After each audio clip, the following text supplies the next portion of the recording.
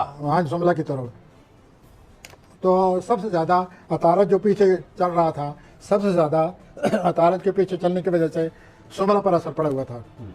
इन्होंने इनके माली हालात में इन्होंने अपने आप को खींचा हुआ था। माली हालात में बड़ी कंजूसी से काम ले रहे थे, इतनी कंजूसी से ले रहे थे कि इनके दोस्त अहबाब ने इनका ठट्ठ मजाक बनाया हुआ था कि इतनी कंजूसी अच्छी नहीं होती।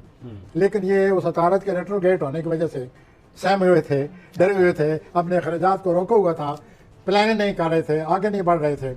अब 18 के बाद मुस्तकीम होने के बाद अतारत के ये खुलकर सामने आएंगे, अपने कारोबार के बारे में सोचेंगे और फिर वही रीढ़ अख्तियार करेंगे जो पहले उन्होंने अख्तियार किया हुआ, जिससे इनको कामयाबियाँ आ रही हैं और अपनी माली पॉलिसी को बदल लेंगे। ठीक हो गया। आप महसूस करेंगे रेट्रोगेशन के ख़त्म होने के बाद कि मेरे हालात आसान हो गए हैं।